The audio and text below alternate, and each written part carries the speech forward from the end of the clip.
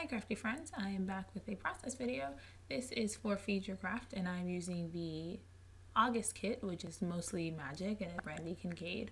And so what my plan is for my last layout with the mostly magic kit, I die cut my title out of some black cardstock and I saved the cardstock because I thought it would make a really cool stencil. So I saved the cardstock and my plan was for my next layout to make a traveler's notebook page and use that as a stencil. And so that bit of black cardstock has been like all over my desk for the last week and a half, but we're finally gonna put it to work. So what you saw me do was cut a bit of 8.5 by 11 cardstock down. I've been doing all my traveler's notebook layouts on the ring bound system. I've been getting my ring albums from Colorcast Designs. I'll link that shop in the description if you want to see the ring albums that I've been using. And it makes it really easy because then I can add texture to my pages. I can do mixed media. I can do so much more that I couldn't do when I was working in a actual book system. So I taped down my bit of cardstock to the back of the stencil and then I covered it in modeling paste. And I trimmed a lot of this out because it took me a while to get the modeling paste really even. The thing about using paper as a stencil versus like an actual plastic stencil is the paper buckles. And so I was really hopeful that this was going to work, but I wasn't 100% sure. So now I put that off to the side to dry. Modeling paste does take a little bit of time to cure. I was lucky in that it was completely dry by the time I was ready to go back to it, but I did a lot in the meantime while I was waiting for it to dry.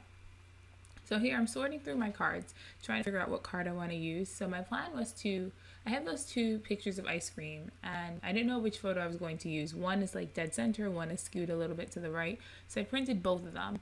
And my plan was to use a 3x4 journaling card and then put my photo underneath it and keep the left side of the page really clean because I had plans for the right side of the page. So here I'm just stamping and I got this stamp arrangement from Brandy. She had did this when she was releasing sneaks of the kit, and it's just the mushroom stamp, and then underneath I put Be a Seeker. And this page is all about everyday magic and finding the little things in the extraordinary in the ordinary, which is how some people would put it. And this was my first ice cream cone of summer, and I like hunt down the ice cream truck the minute it starts getting warm. And so I had come home from work that day and it was parked right on the corner and I was like, yes, serendipity. And so I got an ice cream cone, and portrait mode makes everything look amazing. So that's my photo. Now, I'm sure you all saw this coming because if you know anything about me and my traveler's notebook layouts for Feed Your Craft, you know that I am a sucker for repeat stamping. I love repeat stamping on pages. And so my plan is to use repeat stamping to make a background. Now here I do a lot of fussing because I couldn't leave the photo and the journaling card exactly 4 inches because if I did that, it wouldn't fit on the traveler's notebook pages. My pages are 8.5. Well, I start with an 8.5 by 8.5 square. And so that makes each side 4.25 by 8.5. And if I had left the the picture and the journaling card exactly 4 inches, it wouldn't fit. So I trimmed each of them down to 3.5, and you see that fits so much better on the panel. And now we get to what I'm sure you've all been waiting for, which is the repeat stamping. So there were the stamps in the stamp set that say abracadabra, and one is like filled in and one is an outline. And I messed around with like the idea of doing it in rainbow, but then I remembered I wanted to do something rainbowy and fun on the right side of the page, and so I just go for it in black. And I alternate the filled in stamp with the outline stamp, and I like try to layer the positions of it to give it kind of like a brick layout.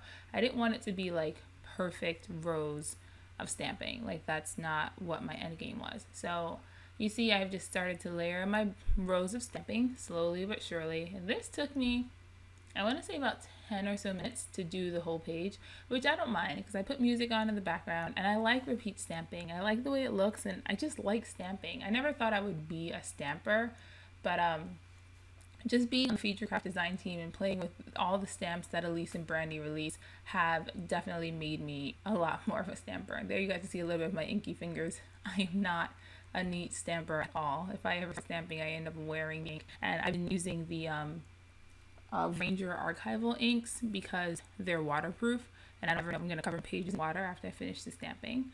So that's what I've been using. So I pulled out my sequin stash.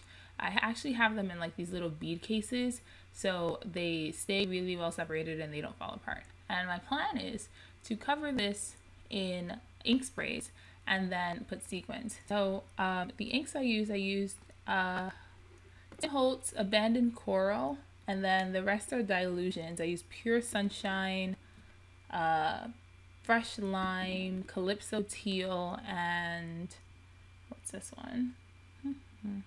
I can't find the name. Oh, Crushed Grape is the name of the purple one. And you notice that I my color theory failed, and I put the blue right next to the orange, which gave me that weird muddy color, and I put the purple, which also gave me a little bit of a muddy color. Also, wetting paper kind of caused it to stick to the background a little bit, so it was just rough. But I really like the way it looks right now, and actually I really like the way it looks in the end. So you just kind of have to like bear with the process. The one thing I've learned about mixed media, see now I'm ripping the paper. The one thing I've learned about mixed media is it's rarely perfect as soon as you're done, and you just need to work with it a little bit. And I was committed to the process. So I realized that I had gotten a little bit of that red, the coral color dripped on the outside, so I ended up trimming it off, and then I figured I'd trim the other side of the page. And the reason I did that was because this cardstock had been through the ringer. I didn't do any page prep on it, and it's just regular like 65-pound cardstock, and so it's not designed to hold up to all the water and the modeling paste I put on it. So my plan was to put it on a piece of black cardstock to like toughen it up. Now, because I had that like red drippy mess, I figured why not just add some ink splatters and make it more messy. So I go through color by color, and the dilutions inks do not like to like splatter the way like Shimmer's inks or Abandoned Coral. I think it just has to do with the nozzle that they use. And so I fussed with it for a little bit, realized that it's never going to work, and then I ended up just doing like paint drops. So I just kind of dabbed the nozzle on the page, and I do this color by color until I'm like happy with the messiness of it. This also is a way to fix, I don't want to call them mistakes because I don't think they are mistakes, but sometimes things happen that you don't intend, like that weird mixing of the green and the purple. That was not my intention. And like I said, it was forming a muddy brown color, and it wasn't my favorite. So what I did was I just took the nozzle of the ink spray and colored the C in, and that fixes that weird blending situation that I had happening. Easy fix. I just dabbed it on and then used a paper towel to blot the excess ink just so I could see the way it was going to look. And then I did the same thing with the G because the G was starting to look a little patchy and a little pale. And then I finished up with some splatters. And I think that looks light years better than it did before. So I did the same thing with the green because the purple had bled into the green on top a little bit as well. And I figured if I could fix the muddiness of the purple, I could probably fix the muddiness of the green. So I take the same fresh lime color, which is, in hindsight, I probably would have used like a deeper emerald green, but the only emerald green ink sprays I had were a little too dark for what I was going for here. So I figured the lime was a safer bet. And I do like the way it looks. It's just the orange and the lime color kind of blend together. And I wish I had had a little bit of a darker color. So now I'm fixing the L and the Y where the blending had happened, and then adding some ink splatters. And I'm actually really happy with this. I think it looks really pretty. I love the way that, I love how adaptive digital stamps are, because this was actually a stamp set. And when you purchase the Feed Your Craft kits, you get the digitals of these stamps also. And so I just took this digital stamp, put it in my Silhouette Studio, enlarged it to, I think it was like maybe 4.5 by 8, I want to say, or maybe a little bit smaller, and then cut it out. And now I had a die cut, and the remnants of it I had a stencil. And this is like a 2-for-1 deal. So if you ever like die cut something out and you have a really crisp image left, try using it as a stencil. That's like a really fun technique that I've used before, and it works out. So now I'm putting this on the black cardstock, and again I'm doing this to kind of toughen up the paper a little bit because the paper had warped a lot and it wasn't going to stand up well at the time. So now I'm pulling out my sequins, and of course all the colors open nicely except that last orange color, which gets all over my desk. But my plan was to do tone on tone, which I've never really done before with sequins, so it was a bit of an adventure. But I just used my Scotch, it's either quick dry or tacky glue, whatever the Scotch glue is, in my fine line bottle, and glued down some sequins. And I just went color by color. And there was no real rhyme or reason to how I put the sequins down.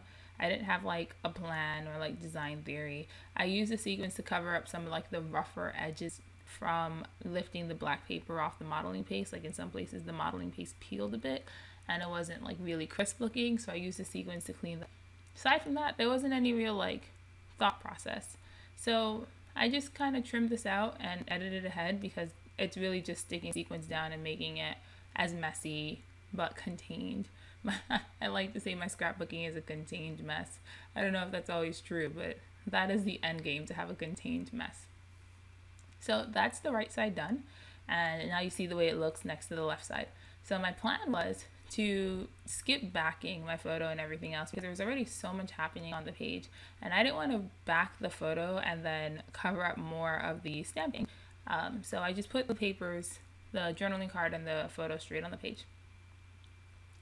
And you'll notice that I'm getting better at my overhead setup because you don't really see much of my hair, even with me doing stamping, which is, I don't know, I'm proud of myself. I clap for myself. So now I grabbed my tin of LE Studio labels. This is literally just a 6 cupcake tin that I spray painted and distressed because I like the color. And then I sorted all of my LE Studio labels because I have an intense amount of LE Studio labels by color family. And my hope was having them sorted out, and because they come in sheets that you have to cut apart. So I hoped that by cutting them apart and then having them in sheets, I would use them. And so it's been working. So I grabbed a bit of yellow because there was not much color on this page besides the blue and the green in the die cut card and a little bit of color in my ice cream photo. So I figured I'd drag some color over, and I created a sentiment, and the sentiment says "this magic moment," and they're all individual stamps. And the good thing about these stamps is because the "this" in the moment is pretty small, I didn't have to stamp them individually. I could create the sentiment and stamp it all at once, and it fits on the label perfectly. So I stamp "this magic moment" down on the yellow tag, and I don't know if that's title or mostly magic is my title. I just wanted to do some more embellishing to the left side of the page just because the right side of the page was so intense, and that also carried some color from the right side of the spread all the way onto the left. Now what I do is I go back in and glue a few sequins onto the left side of the page, and that pretty much completes this layout. So I hope you enjoyed hanging out with me today. I hope you enjoyed watching the process. I have some still photos after the break.